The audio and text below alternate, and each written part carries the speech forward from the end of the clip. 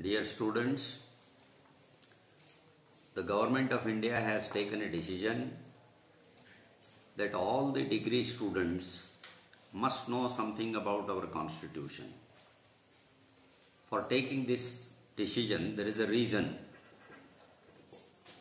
The graduates, most of the graduates were not knowing anything about our own Constitution. And degree students are not aware of environmental health, and by the time they complete degree, they are not able to develop leadership qualities. This is the purpose why the Government of India has introduced these 3-4 subjects.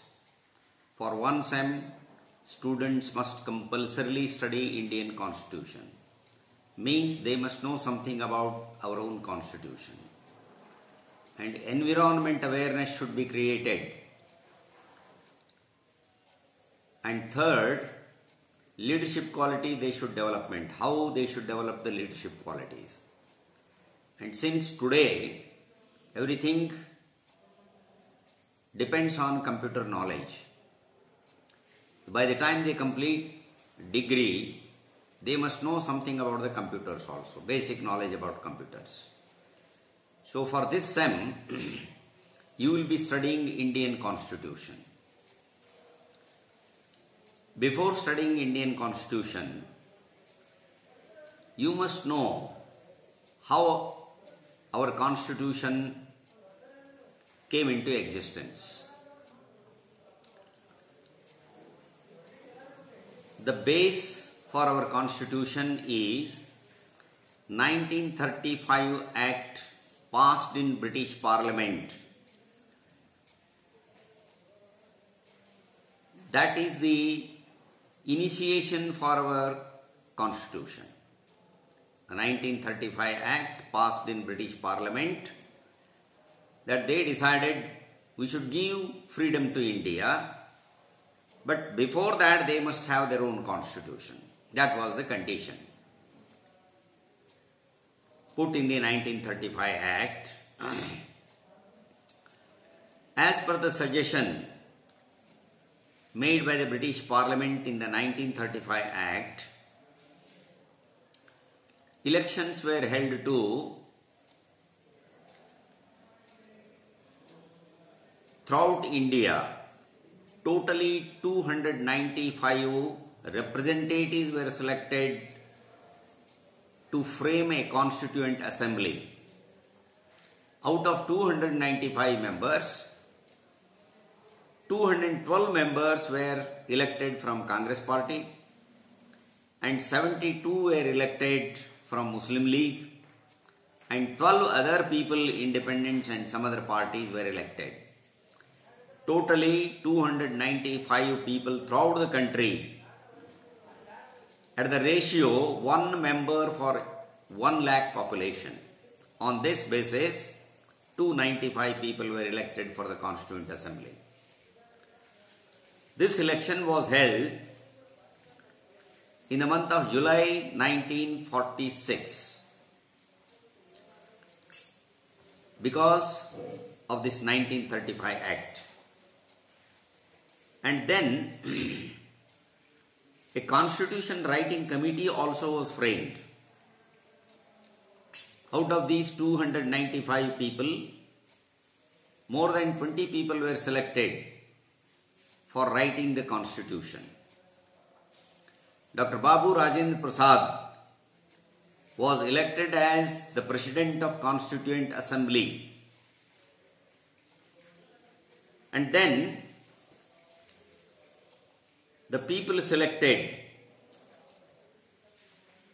for writing the Constitution were Rajendra Prasad, Nehru, Sardar Vallabhbhai Patel, Rajaji, Maulana Azad, Kriplani,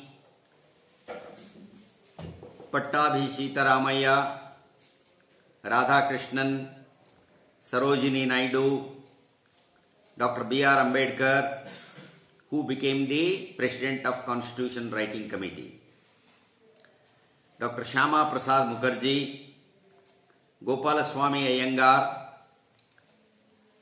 Krishnaswamy Iyer, K.M. Munshi, T.T. Krishnamachari, H.V. Kamath, Babu Jagjeevan Ram, K. Santanam, Dr. John Mathai, Sardar Hukum Singh, K. Hanumanthaiah. These selected people out of 295 were given the responsibility of framing the constitution. Of course, other members also had the right to give suggestions. But the whole responsibility of writing the constitution was given to these selected people out of the Constituent Assembly. For writing the constitution, the first meeting of the writing committee was held on 9th December 1946. Means in July 1946, elections were held for electing the members for Constituent Assembly, and on December 1946, the Constitution Writing Committee met first, and Dr. Baba Sahib Ambedkar was made President of Constitution Drafting Committee. After studying all the important constitutions of the advanced countries of the world, like England, America, France, Italy, Australia, Scotland, the people given the responsibility of writing the constitution, they have gone through all the constitutions of advanced countries. The purpose of going through these constitutions were to take what is good in the other constitutions. That's why our constitution has become the biggest constitution in the world. But all the good points from all the constitutions were selected. And the committee prepared the constitution within 2 years, 11 months and 18 days. The time taken for drafting the constitution was 2 years, 11 months and 18 days. When the constitution was completed, and once again the meeting of Constituent Assembly was called on 26 November 1949, after completion of the drafting of the constitution, it has to be accepted by the Constituent Assembly. On 26 November 1949, our Constituent Assembly accepted the constitution prepared by the drafting committee. And on 26 January 1950, our country declared as People's Republic. To declare our country as a People's Republic, a constitution was necessary, a written rules and regulations were necessary, that the country will act and go ahead according to the rules and regulations written by our own people. And this constitution prepared by our Constituting Drafting Committee consists of 8 schedules. 8 schedules means totally 8 parts. And it has got a preamble also. Though it is not a part of our constitution, but preamble is such a thing which gives an idea what all is there in the constitution. What are the sources that we have taken from which constitution? All this is made clear in the preamble of the constitution. And Our constitution consists of 395 articles. There are different articles. Say for example, for rights, citizens' right, there are some articles. And for citizens' duties, there are some articles. For electing the president, there are some rules. Electing the prime minister, there are rules. Appointing a Supreme Court judges, appointing an election commission,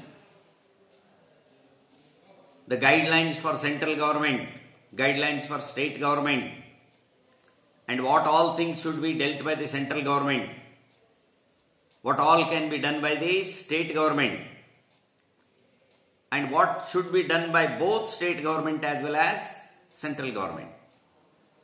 All these includes in 395 articles. Our constitution, the main intention of our constitution is to provide economic and political justice to the people of our country. This is the main objective. Providing economic and political justice to all the people of this country. Liberty, equality to all people, and to maintain national integrity also. The aim of our constitution is to establish casteless and classless society.